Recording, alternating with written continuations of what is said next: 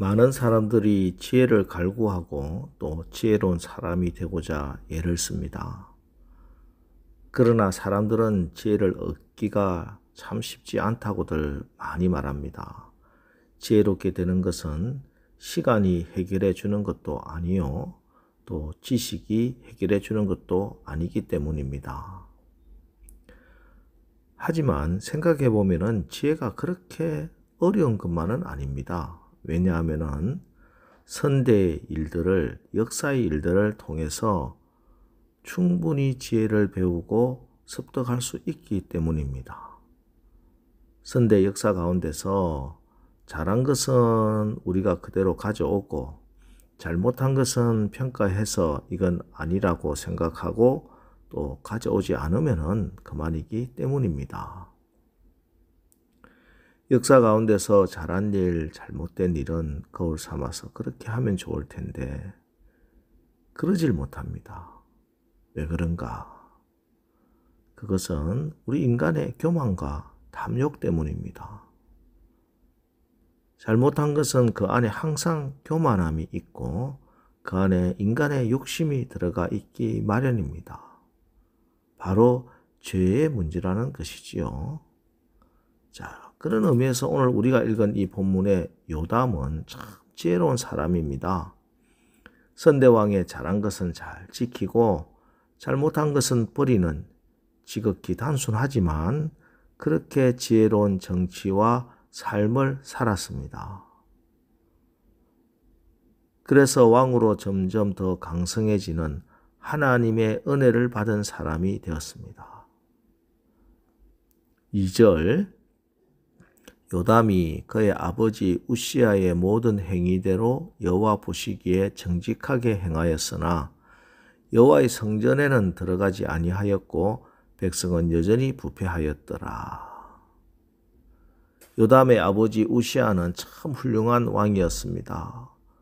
여호사밧 이후에 한 번도 승리해 보지 못했던 블레셋과의 전투에서 모두 다 승리했고 또 농사를 사랑한 성군이어서 백성들에게 농사 기술을 잘 가르쳐 잘 살 수 있도록 한 우리나라의 세종대왕같이 훌륭한 왕이었습니다.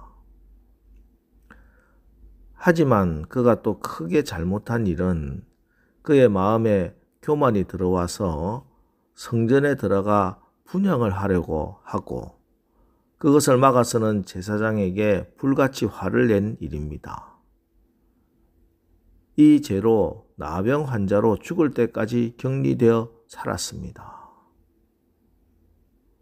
그런데 요담은 그의 아버지 우시아의 이 잘한 것도 잘못한 것을 분명히 잘 알고 있었습니다. 그래서 오늘 2절 말씀대로 그의 아버지 우시아의 행위대로 우시아가 잘한 일, 하나님 보시기에 정직하게 행한 것은 그대로 따랐습니다. 하지만 여호와의 성전에는 들어가지 아니하였고, 이 말은 요담이 아예 성전에 발걸음을 끊었다라는 말이 아니라 제사장이 해야 할 일에 선을 넘지 않았다는 말입니다. 그리고 3절 말씀을 보시면 그가 여호와의 전 윗문을 건축하고, 성전의 윗문을 건축해 주는 것은 제사장이 할 수 있는 일이 아니죠. 제사장은 예배드리고 하나님 앞에 기도하는 일, 백성들에게 말씀을 전하는 일, 백성들에게 하나님의 말씀으로 선과 악을 분별해 주는 일 할 수 있을지언정 돈을 끌어다가 성전의 윗문을 건축하는 일은 제사장이 할 수 있는 일이 아닙니다. 그래서 왕으로서 내가 성전을 위하여 하나님 나라 백성을 위해서 무엇을 할까 고민하다가 그는 꼭 필요한 일을 성전의 윗문을 건축해 주는 이 일을 해 주었습니다. 이것이 요담의 지혜입니다. 또 나라를 위해서도 먼저 방어를 튼튼히 하고 있습니다. 3절과 4절을 보면은 적이 쳐들어왔을 때 어이없이 나라가 망하는 일이 없도록 성벽과 성읍을 건축하고 망대를 잘 세워서 어떤 적들이 쳐들어와도 조기에 발견할 수 있도록 조기 경보 시스템을 잘 건축해 두었습니다. 그리고 외부적으로 암몬 자손과 싸워서 승리하고 조공을 바치도록 만듭니다. 자, 여기서도 보면요. 그가 나라를 든든히 세운 순서를 보면은 먼저는 영적으로, 신앙적으로 자기가 해야 할 일을 하고, 그 다음에 또 방어에 만전을 기하고, 그리고 나가서 전투에서 승리합니다. 참 지혜로운 왕이 아닐 수 없습니다. 이런 요담에게 하나님께서 은혜를 베푸시고 축복해 주셨습니다. 6절입니다. 요담이 그의 하나님 여호와 앞에서 바른 길을 걸었으므로 점점 강하여졌더라. 그의 하나님 여호와 앞에서 바른 길을 걸었으므로. 사람들은 강해지고자 많이 애쓰고 노력하지요. 모든 것을 다 동원해서 강해지려고 합니다. 하지만 그렇게 해서는 진정한 강함은 생기지 않습니다. 정말 강해지는 것은 그의 하나님 여호와 앞에서 바른 길을 걸었으므로, 하나님 앞에 바른 길을 걸을 때, 하나님 앞에 바른 길을 잘 선택하고 그 길을 묵묵히 걸어갈 때 하나님께서 강하게 해 주셔야 정말 강한 사람이 되는 것입니다. 이게 참된 지혜죠. 그래서 여호와를 경외하는 것이 지혜의 근본인 것입니다. 사람들이 행복하게 잘 살기 위해서 수고하고 애쓰는 것 보면 엄청납니다. 잘 살려고 열심히 돈을 벌고 부지런히 공부하고 아침에 일찍 일어나고 늦게 눕는 수고를 마다하지 않습니다.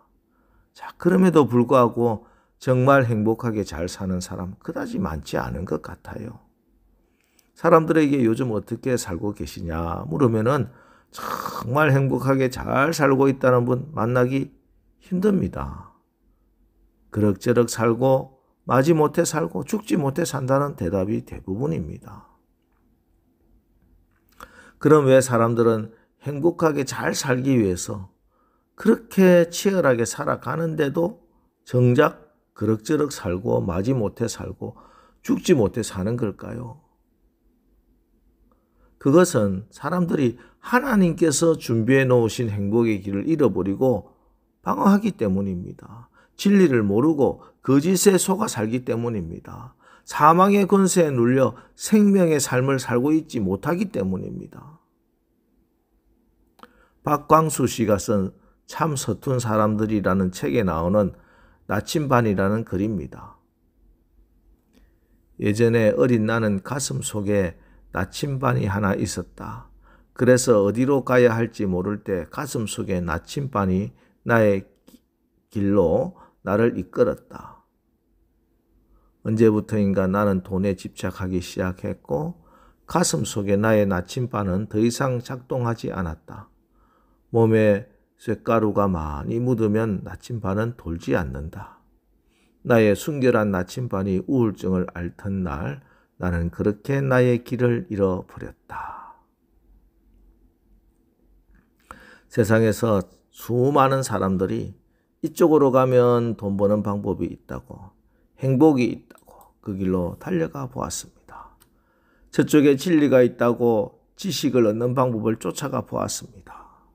생명이 있다고 기쁨이 있다고 쫓아가 보았는데 가보니 빈 껍데기만 남았다는 겁니다. 잠깐의 기쁨, 잠깐의 쾌락이 있었는데 영원한 평안이 없습니다. 그런데 이런 인생들에게 우리 주님께서 선언하십니다. 내가 곧 길이요 진리요 생명이니 나로 말미암지 않고서는 아버지께로 올 자가 없느니라. 어떤 길로 가도 괜찮다. 그것이 문제가 아니라 나와 함께 가는가 하는 것이 문제다. 동쪽으로 서쪽으로 가는 것보다 더 중요한 것이 있습니다. 그것은 바로 진리의 길, 생명의 길 되시는 예수님과 함께 내 인생길 걸어가고 있는가 하는 것입니다. 로마서 8장 13절 14절 너희가 육신대로 살면 반드시 죽을 것이로되 영으로서 몸의 행실을 죽이면 살리니 무릇 하나님의 영으로 인도함을 받는 사람은 곧 하나님의 아들이라. 여러분, 육신대로 살면 반드시 죽습니다. 성령의 인도함을 받아야 됩니다. 성령의 인도함을 받아야 진리로 생명으로 살아갈 수 있습니다. 자, 오늘 하루 성령의 인도함을 받아 우리 임마누엘 되신 주님의 손 꼭 붙잡고 하나님 앞에 바른 길로 걸어가서 여러분 점점 더 강해지고 복을 받는 오늘 하루 사시기를 주님의 이름으로 축원합니다. 기도하겠습니다. 하나님, 오늘 아버지 우시아의 삶을 반면교사 삼아 잘한 일은 잘 계승하고 잘못한 일은 버리며 하나님 앞에서 바른 길 걸어가서 점점 강해지는 복을 받은 요담 왕에 대해서 읽었습니다. 우리도 하나님 앞에 바른 길 잘 선택하고 그 길 묵묵히 걸어갈 때 하나님이 강하게 해 주셔야 정말 강한 사람이 되는 축복을 받는다 하는 이 분명한 사실을 알아서 이제 예수님으로 길을 삼고 성령님의 인도하심에 따라 우리 주님 손 꼭 붙잡고 오늘도 주님과 동행하며 승리하는 하루가 되게 축복하여 주옵소서. 예수님의 이름으로 기도합니다. 아멘. 자, 이제 오늘 말씀을 붙들고 주여 오늘 하루도 주님과 동행하는 복된 길 걸어가게 하옵소서. 우리 합심해서 기도하고 나가겠습니다. 우리 기도하겠습니다.